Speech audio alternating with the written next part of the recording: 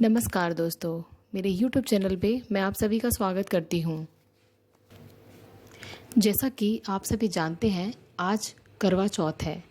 इस दिन महिलाएं अपने पति के लिए लंबी आयु के लिए व्रत रहती हैं। करवा चौथ के दिन चंद्र दर्शन से पहले व्रत की कहानी पढ़ी जाती है। कुछ लोग व्रत की कथा दोपहर 12 बजे के बाद पढ़ लेते हैं और कुछ लोग व्रत की कथा शाम को चंद्र दर्शन से पहले ही पढ़ लेते हैं।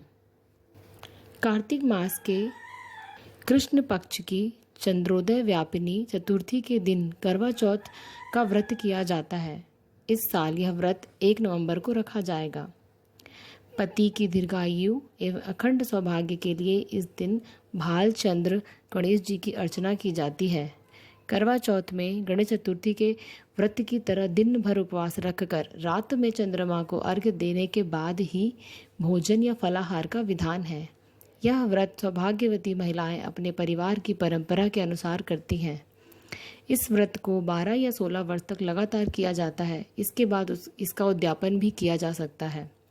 जो महिलाएं आजीवन करवा चौथ का व्रत करना चाहती हैं, वे इस व्रत को कर सकती हैं।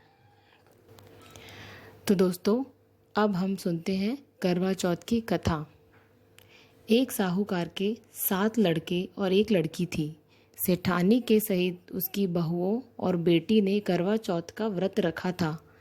रात्रि को साहूकार ने लड़के भोजन करने लगे तो उन्होंने अपनी बहन से भोजन के लिए कहा। इस पर बहन ने बताया कि उसका आज व्रत है और वह खाना चंद्रमा को अर्घ देकर ही खा सकती है। सबसे छोटे भाई को अपनी बहन की हालत देखी नहीं जाती और वह दूर पेड़ पर एक दीपक जलाकर चलनी की ओट में रख देता है, जो ऐसा प्रतीत होता है जैसे चतुर्थी का चांद हो। बहन ने अपनी भाभी से भी कहा कि चंद्रमा निकल आया है, व्रत खोल लें, लेकिन भाभीियों ने उनकी बात नहीं मानी और व्रत नहीं खोला। बहन को अपने भाइयों की चतुराई समझ में नहीं आई और उसे अर्घ देकर खाने का निवाला खा लिया। जैसे ही वह पहला टुकड़ा मुंह में डालती है, उसे छींक आ जाती है। दूसरा टुकड़ा डालती है तो उसमें बाल निकल आता है और तीसरा टुकड़ा मुंह में डालती है, तभी उसके पति की मृत्यु का समाचार उसे मिलता है। वह बेहद दुखी हो जाती है। उसकी भाभी सच्चाई बताती है कि उसके साथ ऐसा क्यों हुआ। व्रत गलत तरीके से टूटने के कारण देवता उससे नाराज हो गए हैं। इस पर करवा निश्चय करती है कि वह अपने पति का अंतिम संस्कार नहीं करेगी और अपने पति सत्वित्व से उन्हें पुनर्जीवन दिलाकर रहेगी। शोकातुर होकर वह अपने पति के शव को लेकर 1 वर्ष तक बैठी रही और उसके ऊपर उगने वाली घास को इकट्ठा करती रही। उसने पूरे साल की चतुर्थी को व्रत किया और अगले साल कार्तिक कृष्ण चतुर्थी फिर से आने पर उसने पूरे विधि विधान से करवा चौथ का व्रत किया।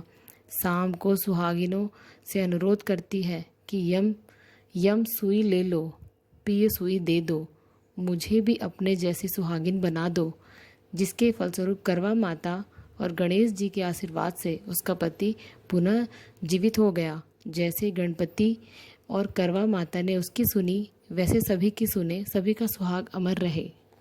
यह कथा यहीं पे समाप्त होती है। करवा चौथ का व्रत रख रही हैं तो गणेश जी और बुढ़िया माई से जुड़ी यह व्रत कथा पढ़ें या सुने। पौराणिक कथा के अनुसार एक बार गणेश जी अपने दोनों हाथों में 2 कटोरी लिए पृथ्वी पर भ्रमण कर रहे थे। एक कटोरी में दूध था तो वहीं दूसरी कटोरी में कच्चे चावल थे। लेकिन गणेश जी के पास दोनों कटोरी बहुत छोटी थी, उनमें बहुत थोड़े थोड़े चावल और दूध थे। गणेश जी ने जाकर कई लोगों से खीर बनाने का निवेदन किया, लेकिन किसी ने भी उनकी बात नहीं मानी, क्योंकि इतनी कम चीज़ों से खीर कैसे बनती। आखिर में गणेश जी एक बुढ़िया यानी कि एक बूढ़ी माई के घर पहुँचे और उनसे प्रार्थना करने लगे कि वह खीर बना ले। बूढ़ी अम्मा मान गई और गणेश जी से दोनों कटोरी मांगने लगी। तब गणेश जी ने बूढ़ी अम्मा से एक बड़ा बर्तन लाने को कहा। जब अम्मा ने कारण पूछा तो उन्होंने बोला कि इन दोनों कटोरी में मौजूद दूध और चावल को खाली करना है ताकि इतनी ज़्यादा खीर बन सके और गांव में बढ़ सके। बूढ़ी अम्मा चौंक गई और बोली कि यह तो संभव नहीं है कि इतने से दूध और चावल में बड़ा बर्तन भर जाए। लेकिन गणेश जी के कहने पर वह 2 बड़े बर्तन ले आई और उसमें चावल और दूध डाल दिया। इसके बाद वो बर्तन चावल दूध से भर गया, जिसे देख बूढ़ी अम्मा चौंक गई। उन्होंने खीर बनाना शुरू किया।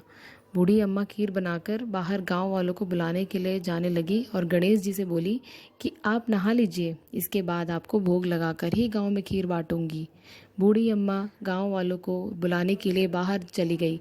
तभी उनकी बहू आई और खीर देखकर उसका मन ललच गया और उसने थोड़ी सी खीर खा ली। इसके बाद जब अम्मा जी ने गणेश जी को भोग लगाने के लिए खीर निकालना शुरू किया, तब गणेश जी ने भोग लेने से मना कर दिया। अम्मा ने कारण पूछा तो उन्होंने बताया कि माई, खीर का भोग तो पहले से ही लग चुका है। गणेश जी ने बताया कि खीर किसी और ने नहीं बल्कि उनकी बहू ने खाई है। यह जानकर अम्मा दुखी हो गई। तब श्री गणेश जी ने उन्हें समझाया कि खीर नवजात बालक ने खाई है। गर्भ में पल रहे बालक या गर्भवती माँ द्वारा खीर खा लेने से एक प्रकार से भोग गणेश जी को ही लगा है, क्योंकि गर्भवती महिला या गर्भ में पल रहा बालक सबसे शुद्ध और पवित्र माने जाते हैं। तब कहीं जाकर बूढ़ी अम्मा संतुष्ट हुई और गांव के सभी लोगों को खीर खिलाई, साथ ही गणेश जी ने भी खीर खाई। तो ये थी दोस्तों करवा चौथ की 2 कथा। मुझे उम्मीद है कि आपको ये कथा पसंद आएगी। इस कथा को करवा चौथ व्रत करने वाली महिलाएं सुन सकती हैं, उन्हें अच्छा फल मिलेगा। जय करवा माता की जय। धन्यवाद।